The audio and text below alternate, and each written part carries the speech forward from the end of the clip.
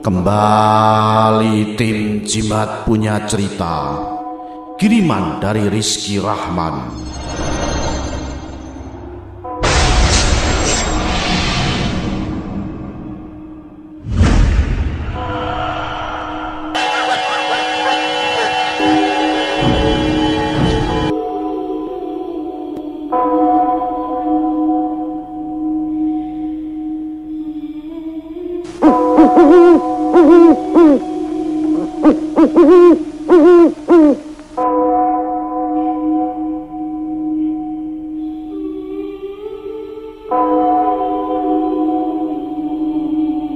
Mungkin belum saatnya atau masih dalam lindungan Allah Subhanahu wa Ta'ala.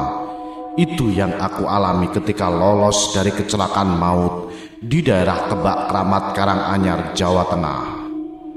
Tahun 1999 sampai 2004, aku masih sering mondar-mandir Surabaya Solo. Tugasku di Solo sementara rumahku di Surabaya menyebabkan hampir tiap 3-5 hari sekali aku naik bis jurusan Surabaya Solo. Dari Surabaya biasanya aku berangkat pukul 2 pagi. Biasanya bis-bis Surabaya jam segitu betul-betul ngejos. Waktu tempuh yang normalnya 6-7 jam bisa diringkas tinggal 4 jaman. Spot jantung mesti karena supirnya lebih suka tancap gas daripada nginjak rem. Sementara kalau dari Solo aku milih pulang jam 10 malam. Sama-sama enak tinggal tidur saja. Tahu-tahu sudah sampai terminal. Begitulah rutinitas yang aku alami waktu itu.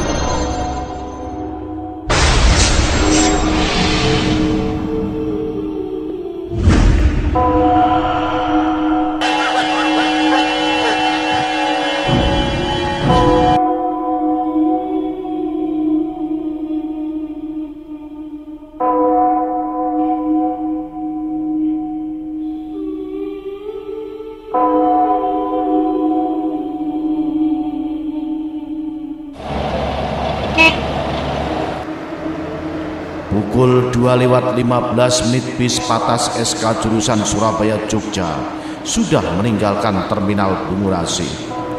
Penumpangnya tidak begitu banyak, cukup longgar malah.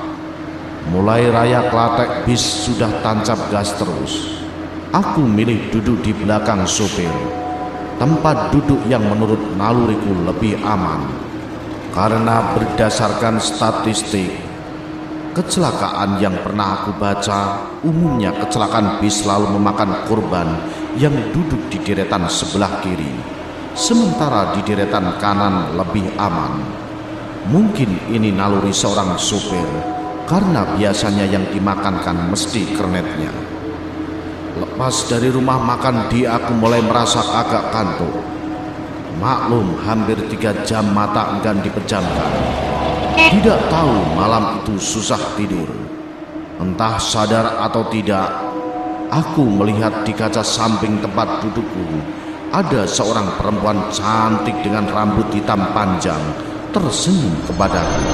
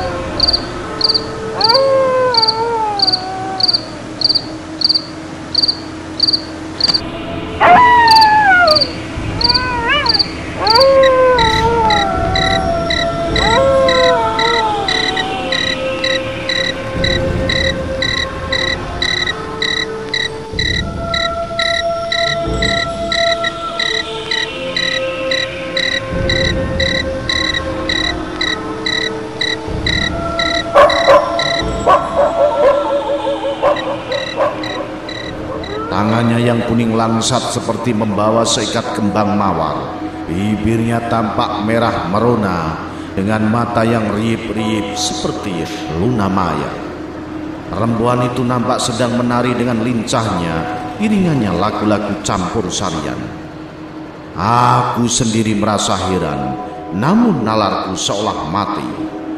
Aku mengikuti tarian itu dengan seksama dan sedikit menikmati. Setelah selesai menari, perempuan itu seolah melayang dan sudah ada di sisiku. Masih duduknya pindah ya, jangan di sini tapi di situ. Sambil menunjuk ke deretan kelima sebelah kanan. Loh, kenapa Mbak? Sudahlah Mas, sebaiknya pindah dari sini. Begitu dilakukannya hingga 3 kali. Setelah itu perempuan menjauh dan hilang.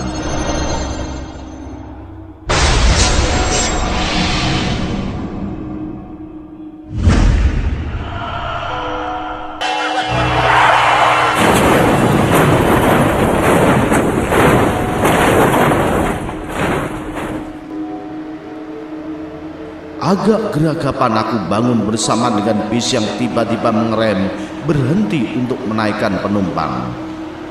2 orang penumpang naik, seorang ibu dengan anaknya.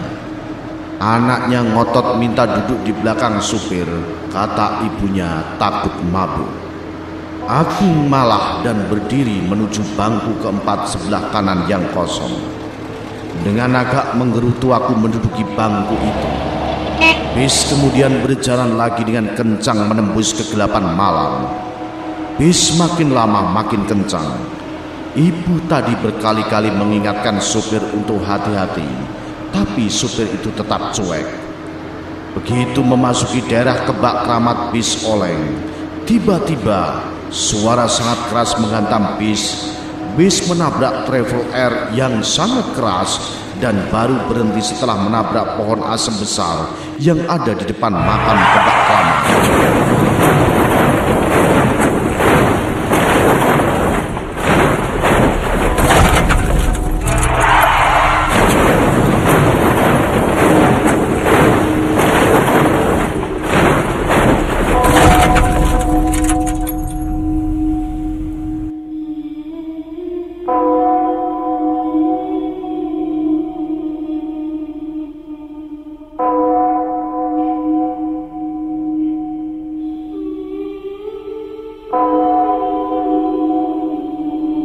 Pandanganku jadi gelap. Bangun-bangun terasa sangat perih di kedua sikuku. Aku terlempar jauh dari bis. Jeritan menyayat hati terdengar di sana-sini. Travel Air hancur lebur. Semua penumpangnya meninggal. Begitu juga dengan penumpang bis SK. Banyak penumpangnya yang luka berat. Darah dan pecahan kaca berserakan di mana-mana. Bahkan ada sepotong tangan berlumuran darah yang mampir di perutku. Aku sempat histeris karena mengira tanganku putus. Tolong, tanganku putus, tolong.